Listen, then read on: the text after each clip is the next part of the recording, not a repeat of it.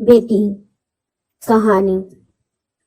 जब डॉक्टर ने ये बताया था ना, बधाई हो बेटी हुई है, मैंने लड्डू बांट दिए थे पूरे अस्पताल में, क्योंकि मुझे अपनी पत्नी शिखा जैसी बेटी ही चाहिए थी और मुझे मिल गई।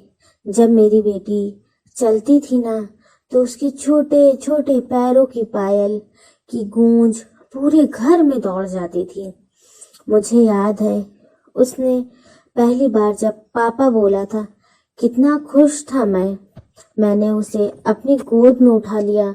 घंटों मैं उससे बोलता रहा, बेटा पापा बोलो, पा पा पा पा, और वो गर्दन मटकाने लगती। मैं उसकी हर नादानी पर बहुत हंसता।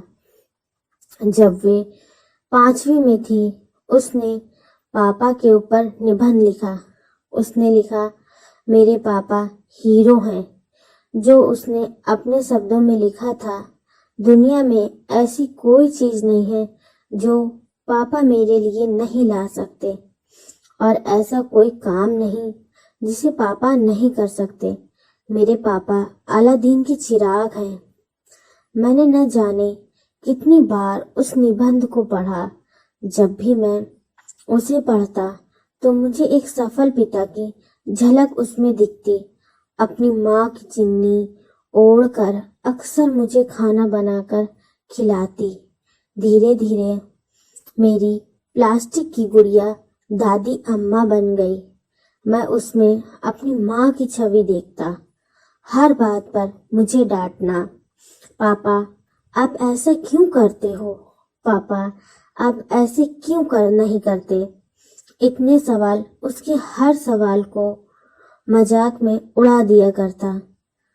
जब कभी सफाई करती, पोछा लगाती, मैं उसके पोछे के अंदर आकर चप्पल पहनकर आ जाता तो मानो मेरी माँ ही मुझे डांट रही हो। गुस्से में, पापा मैंने पोछा लगाया है। मैं बोल देता हूँ, बेटा मुझे नजर नहीं आया था। पापा आप रोज ऐसे ही करते हो। अच्छा अब नहीं करूँगा। मैंने उससे कहा था तुम्हें आर्ट ले लो। कॉलेज में उसने कहा नहीं, मुझे साइंस पढ़नी है। साइंस की सुविधा हमारे शहर में नहीं थी। दूसरे शहर मैंने उसे पढ़ने के लिए भेजा। सचमुच जिस दिन वो जा रही थी ना, मैं रोया था।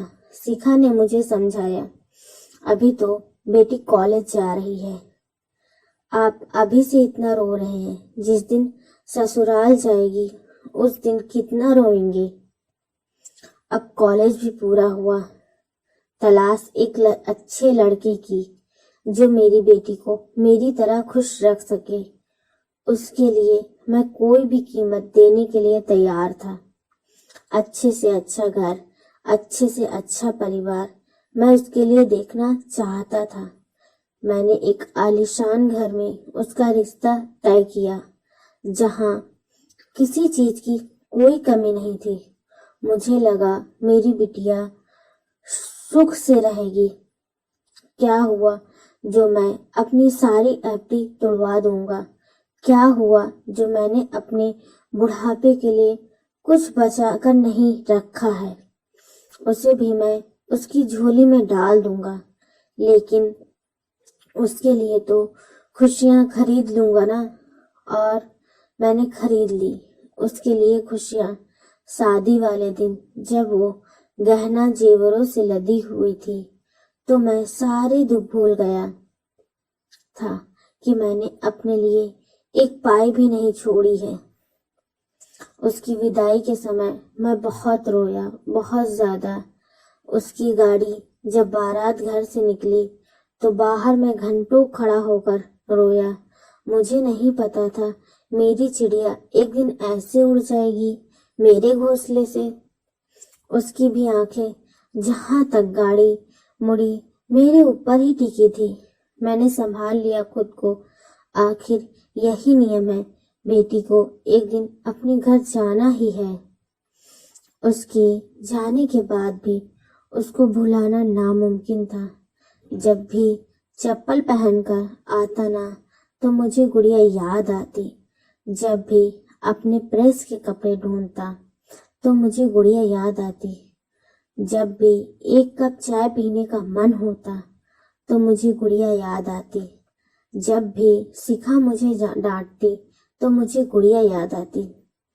कैसे मैं हंसकर कह दिया करता था, देखो गुड़िया, तुम्हारी मम्मी मुझे डांट रही है। जब भी मैं कुछ भारी सामान बाजार से लेकर आता तो मुझे गुड़िया है याद आती। कैसे वो गेट पर आते ही मेरा सामान मेरे हाथ से ले लिया करती। जब भी बाजार में रखे हुए अंगूर देखता तो मुझे गुड़िया याद आती, क्योंकि उसे अंगूर बहुत पसंद थे। फिर अपने आप को समझाता, पागल हो गया है क्या रामेश्वर? तूने अपने जीवन भर की कमाई क्या इसलिए खर्च की है कि तेरी बेटी अंगूर के लिए तरसे? उसे किस बात की कमी? हर मौके पर मुझे उसकी याद आती। शायद वो भी मुझे इतना ही याद करती होगी। हाँ, दिखाती नहीं। जब घर आती है तो मैं छुपकर उसे संतुष्टि से 5-10 मिनट पहले देखता था। उसका चेहरा पड़ता, वो खुश तो है ना? उसकी मुस्कुराहट में जैसे मैं उसकी यादों को भुला देना चाहता था। पर न जाने क्यों उसे देखकर लगता है बहुत कमजोर हो गई है। कई बार मैंने उससे पूछा, अपने पास प्यार से बिठाकर, बेटा कुछ कमजोर लग रही हो, तो उसने बनावटी हंसी हंसते हुए कहा, पापा ये तो फैशन है, जो जितना पतला होगा उतना ही ज्यादा सुंदर दिखेगा। और कमजोर और उदास और गंभीर वो दिन पर दिन होती चली गई, और फैशन का मुखौटा पहना कितनी आसानी से उसने मुझे पागल बना दिया। मैं कैसे नहीं देख पाया उसके दर्द को। आज मेरी गुड़िया मेरे सामने वाले कमरे में जिंदगी और मौत के बीच जूझ रही है। उसने अपने बाप से पैसा मांगने की बजाय खुद को फांसी लगाना ज्यादा बेहतर समझा। यहाँ तक कि अपने करीबी दोस्त को भी मना कर दिया। उसके पापा तक ये बात न पहुंचे कि ससुराल में वो कैसे रहती है। क्यों नहीं आई वो मेरे पास?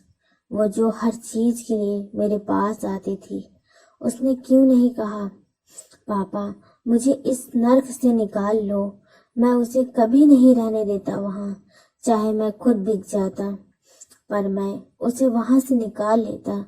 क्या करूंगा मैं उसके बिना अब लड़कर? जब वो नहीं रहेगी मैं हर बड़ी से बड़ी लड़ाई लड़ता उसके लिए।